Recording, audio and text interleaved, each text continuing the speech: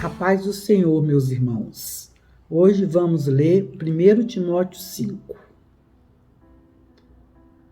Não repreenda o homem idoso, antes o aconselho como se ele fosse seu pai. Trate os moços como irmãos, as mulheres idosas como mães e as moças como irmãs, com toda a pureza. Respeite e ajude as viúvas, que não têm mais nenhum parente. Mas se alguma viúva tem filhos ou netos, eles deveriam aprender primeiro a colocar em prática a religião deles, cuidando da sua própria família. Assim, eles pagarão o que receberam dos seus pais e avós. E isto é agradável a Deus. Porém, a viúva que não tem mais nenhum parente nem ninguém para ajude, põe a sua esperança em Deus e passa a se dedicar à oração dia e noite, pedindo ajuda dele. Entretanto, a viúva que só vive para os prazeres desta vida já está morta, embora continue viva. Dê essas instruções a todos para que ninguém possa acusá-los de nada.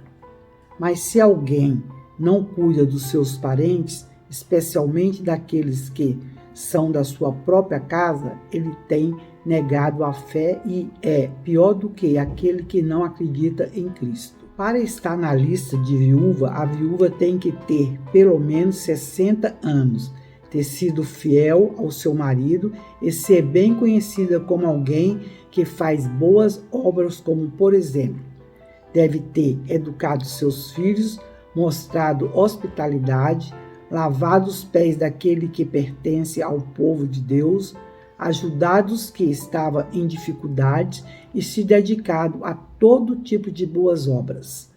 Mas não coloque na lista as viúvas mais novas, porque quando os seus desejos sexuais são mais fortes do que sua dedicação a Cristo, elas querem se casar novamente.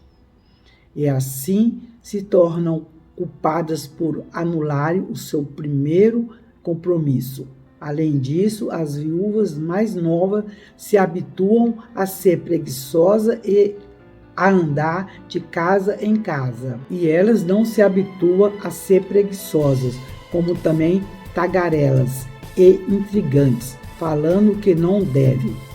Quero, portanto, que as viúvas mais novas se casem, tenham filho, sejam boas donas de casa e que não deem aos inimigos nenhum pretexto para criticá-las. Eu digo isso porque algumas viúvas já se afastaram e seguiram a Satanás. Se alguma mulher cristã tem viúvas na sua família, elas mesmas devem ajudá-las. A igreja não deve ficar sobrecarregada, para que assim possa ajudar as viúvas que não têm nenhum parente. Os presbíteros que lideram bem a igreja merecem salário em dobro, especialmente aquele que se dedica a pregar e a ensinar.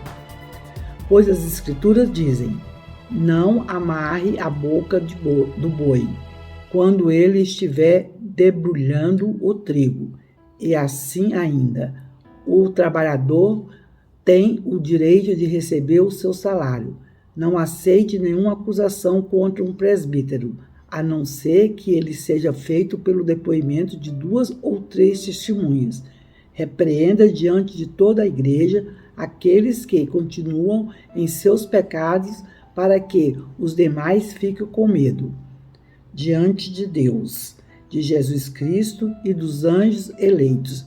Eu lhe ordeno que faça essas coisas sem preconceitos e que não façam nada com parcialidade.